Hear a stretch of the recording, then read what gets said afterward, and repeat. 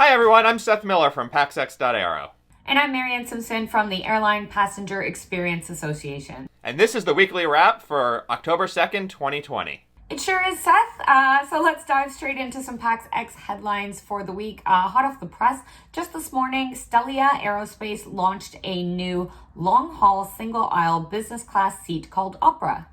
They did. This is a full flat seat, direct aisle access for everybody, so some nice improvements there, and bring some competition to the market. They're the first ones to have a sort of new product in this space, competing with the Collins Diamond or the Thompson Vantage seat that have seen some reasonable success with other single-aisle aircraft. And they're claiming the widest bed lie flat available on a single-aisle plane, as well as the biggest foot space and a 20-inch IFE screen, which is huge. That's pretty sweet. This seat also boasts increased privacy, so it's got a fully integrated complete door that slides shut to the aisle. It's got extra stowage capacity, so if you watch the video, which you're probably looking at right now because we put it in the video, there is a laptop stowage area down to the side of the seat, and there is an extra large sort of amenity cupboard to the passenger's right or left, depending what side of the aircraft you're on, which boasts a really big mirror when you open it up, which I find incredibly handy. And then it's also got like a bit of a shelf that sort of pulls out along with the door, which enables you to just get your stuff quicker. You put it on the shelf, shut the door, open the door, and it's right there. Yeah, no, this is it's a really interesting design. I'm a big fan of anything that sort of improves the seating comfort levels on airplanes, and being able to have sort of an additional improvement for the single-aisle fleets. Obviously, we've seen growing demand or growing intentions of the airlines to use single-aisle planes on longer and longer routes and making them a true business class experience. So really good for the industry, I think. I'm excited by this one. Yeah, well done, STELIA, and well done on this video as well. Very high production quality and great music. Moving into the IFE space, or IFC space, a little bit here, Lufthansa and Austrian Airlines have signed on with SKYdeals to bring the latter's in-flight retailing product into service. And SKYdeals is not new, but they are relatively new. They were around in Apex Expo 2018, and we actually have an interview with them on the Apex Media channel. Yeah, that's right, Seth. So this platform is the first online marketplace to feature what the company is calling shoppertainment. And in this particular deployment, guests will be able to access the SKYdeals shopping platform via the Flynet portal. And then if they make a device, they'll be gifted with a voucher for continued free internet, which I can only assume would allow broader access to the whole internet as opposed to just the shopping channel. Yeah, and that's a big part of it, is sort of to get people into the platform and sort of poking around and using it. A mail and surf package is, I think, the middle tier of what Lufthansa Group offers on its short-haul fleet. So that is a nice little win if you buy something on board. But, beyond that, what this really enables is sort of the digitization of in-flight shopping. And so they can have sort of an almost infinite catalog of different products because everything just gets mailed to you on the ground when you get home. And that's part of the expansion and part of the innovation here. But more than that, SKYdeals does a lot of interesting things, like the company can, and the airlines can choose to offer specials for if N number of people buy something, the price drops. Or if we're flying over a country, we can have targeted offers based on where you are physically in the sky. Or specific routes get different offers. Maybe you get... I don't even know. Maybe you get something when you're headed to the beach, you can buy bathing suits, and when you're headed home, you buy, jackets or something, except that it all gets shipped to you, so that doesn't work. But you get the idea.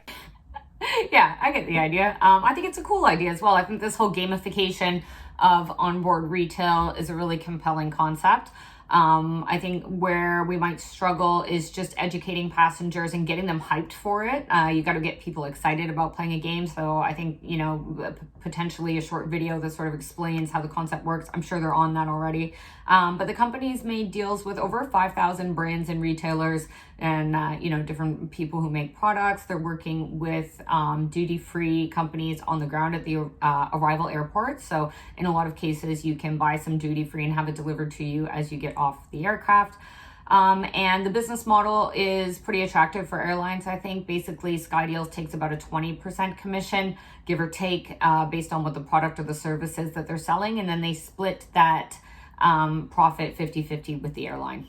Yeah, not bad at all. Not bad at all. Yeah, it's the one thing that I think is super interesting and sort of challenging in changing consumer behavior is when we start talking about, like, there's a special deal when you fly over a certain country. The example they gave in the press release is if you're flying over Switzerland, maybe chocolate is on sale. And will the passengers, like, be paying attention enough to go back and find that, or will there'll be an alert that pops up in the middle of your movie that says, "Hey, we're over Switzerland now. Do you want to buy chocolate?" There's some interesting things that we're going to have to see how it evolves in terms of passenger behavior and how comfortable the consumers are with those sort of gamification aspects. But could have some great potential there. Yeah, that's right, Seth. It looks really interesting. While retail is one way to diversify revenue streams for airlines that are not selling quite as many tickets right now, another way to do that is looking even outside of the cabin or outside of passenger ticket sales entirely to other parts of industry. And a great example of this, we had an announcement from JAL this week that they'll be working very closely with Volocopter to try and get urban air mobility off the ground in Japan. Yeah, and so this is a super interesting to me, especially because it's not that JAL is gonna be building its own electric vertical takeoff and landing copters or anything like that, but they really are going to sort of help Volocopter navigate the Japanese business market and environment. So JAL is going to be helping support the certification process and going to the various municipalities and prefectures and whatnot and helping negotiate access to airspace and figuring out what it's going to take to actually make it work. I think it's a really nice partnership, a good opportunity for JAL to, like you said, diversify its partnerships and where it might be finding some revenue. And then for Volocopter, gaining access to that market is definitely something you want to partner working with you on. Yeah, and they've recently, Volocopter has recently had some investment or partnerships with some other major partners in Japan, one being a big insurance company and another one being a big sort of business development consultancy with some expertise in risk management and risk assessment, which I think those two things are also going to come in really handy as Volocopter looks to expand in the country. Yeah, absolutely. And JAL's also building up its own sort of drone operator training. I think they call it the Air Mobility Operations Academy, the first of its kind in Japan. So there's a lot going on in the unmanned aerial vehicle space. This is going to be something to keep an eye on for many years to come. All right, and moving along, joining us today as our guest on the Weekly Wrap is our good friend Carmen from the Crystal Cabin Awards Association. And although we didn't have the Crystal Cabin Awards taking place this year, the finalists are used to getting quite a lot of press out of this, not only the lead up to the event, but then what happens after the event. So the Crystal Cabin Awards Association has been working really hard to try and make sure that all the finalists get all the airtime that they can. And here to talk about that a little bit more is our friend Carmen. Carmen, welcome to the show. Hello, Maryann and Seth. Thank you for having me, and it's a great pleasure to give you a heads up on the CCAs. Can you give us the short version on the history and description of what the Crystal Cabin Awards are? Well, the Crystal Cabin Award competition has initially been launched by the cluster Hamburg Aviation within the Aircraft Interiors Expo in 2007 in order to motivate companies and research facilities to develop excellent and innovative concepts and products for aircraft interior. And in the meantime, the CCAs have become a seal of excellence. And today we count more than 100 entries every year coming from OEMs, airlines, suppliers, but also from students all over the world. Carmen, can you tell us a little bit about how you've pivoted or initiated some new projects to make sure that the finalists do get all the press and attention they deserve? We did ask the finalists what their wishes were, whether they would like to have a remote final viewing or a classical physical one within the Aircraft Interiors Expo 21.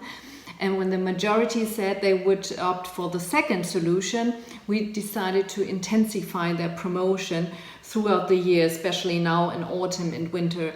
And each finalist concept and product will, for instance, get its own space on the website with a picture and a summary. You've released these videos highlighting the finalists now from the 8 traditional categories. Can you tell us about the videos and the decision to bring them out sort of to the public at this point? Within the 8 finalist videos, we clearly demonstrate what each concept and product is about. And normally we release them shortly before the prize-giving ceremony, but we show them now through our different media channels in order to provide a digital stage to the finalists. All right, and that's not all, Carmen. You've introduced a new category to the Crystal Cabin Awards. Can you tell us more about that? Indeed, we do offer 2 special categories this year, reacting to the global challenge everyone is facing in 2020. The first category, clean and safe air travel, comprises all cabin-related products and concepts that address health and safety aspects for passenger and crew. This is also open for university entries, for instance. And the second category, the Judges' Choice Award, is spanning the time until the new normal with its many categories. This is a result of our judging panel task force who defined the specific industry needs this year.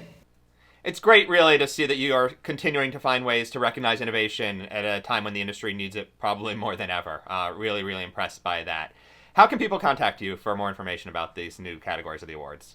Nothing easier than that. Just go to the website crystal-cabin-award.com and take contact. And I'm also happy to answer everyone's question on the phone. Thank you and bye-bye. All right, thanks, Carmen. We've been enjoying the videos so far, and we'll look forward to watching the rest on the Hamburg Aviation YouTube channel when they come up. And then finally, as our final thought for today, we thought we'd show you some clips from a documentary that was released this week by the Turkish Airport Authority about the conception and the construction and the realization of the new Istanbul Airport. Yeah, this is kind of insane. I feel like, a time-lapse of construction is one thing, but the Turkish authorities went way, way beyond that. This is a nearly hour-long documentary pulling together. I think they said there's something like 20 cameras in use and 230 hours of raw footage that get consolidated down into this. So just a huge undertaking to make it all come together. And, documentaries and time lapses and things like that are always interesting to me. So I think it's neat and nifty. It is super neat and nifty. Yeah, they definitely went over the top. I mean, the airport is an over-the-top project, and now they've created this film to memorialize that, which is pretty cool. Just in the last week or so, maybe not even a week, it's already accumulated over 500,000 views on YouTube and climbing, so that's pretty great. Speaking of views on YouTube, thank you guys for watching the show on YouTube. Please click subscribe if you haven't already, and share our program with your friends so they can click subscribe and like it as well. Make sure you visit www.apex.aero or www.paxx.aero for more great aviation news. Thank you all for watching, and we will leave you now with a few more clips from the Istanbul Airport video.